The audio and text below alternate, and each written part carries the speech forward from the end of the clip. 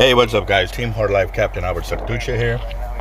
And as you can tell, I'm still baiting up with the pantyhose because there's been a lot of bait fish out there and we're trying to fight through them to get to the big black drum, as well as the puffer fish that are attacking our baits. And yeah, they're the ones really tearing up the crab for the perch to get to them. The perch can do so much damage, but at the same time, when you're leaving all the shell intact, they are the ones that are opening up the shell for the perch to get there. And yes, this camera setup is a lot better, but I am still seeing something I'm not liking, and I think I'm gonna have to do a little bit of upgrade, but we'll check this out. Gotta bite. I think I got a lot of stress on my mind. It's a nice day to go. Yeah, I got a line. I'ma call the whole team. Alright guys, so the first cast didn't get the distance that I wanted, so I'm going to go ahead and pull it back in and get a recast on it. But at the same time too, they were saying that my bait had fallen off.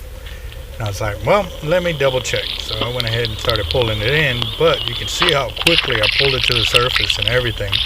A normal crab would have probably broken apart at that point right there, and you can actually see the only thing that's holding it on the hook is the pantyhose.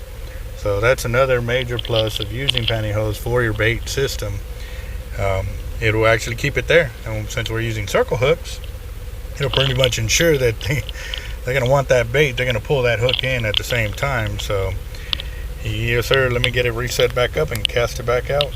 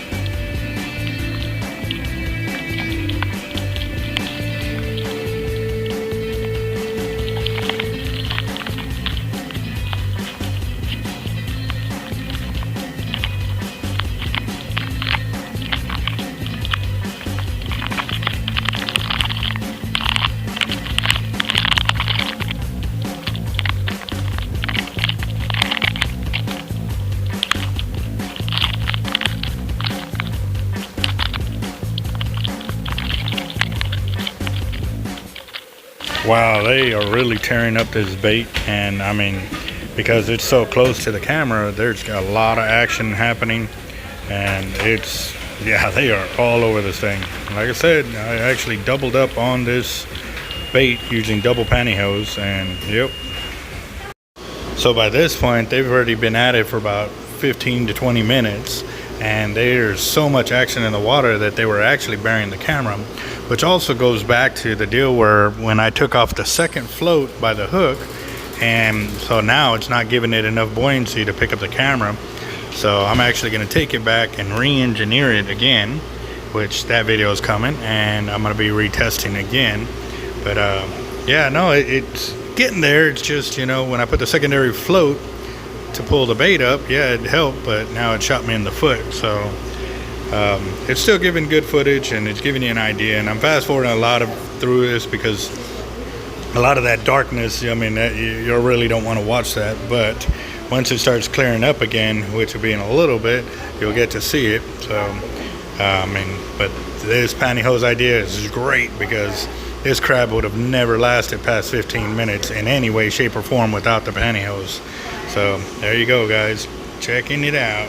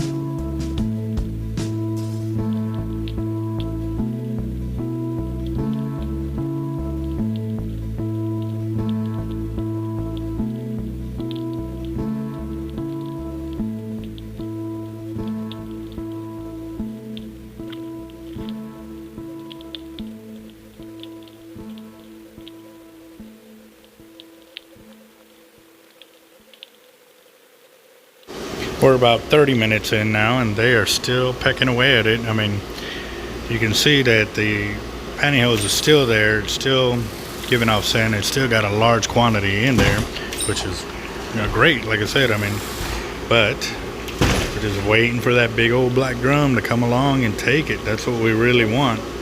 And yep, we'll keep rocking and rolling with this bait and see what it does.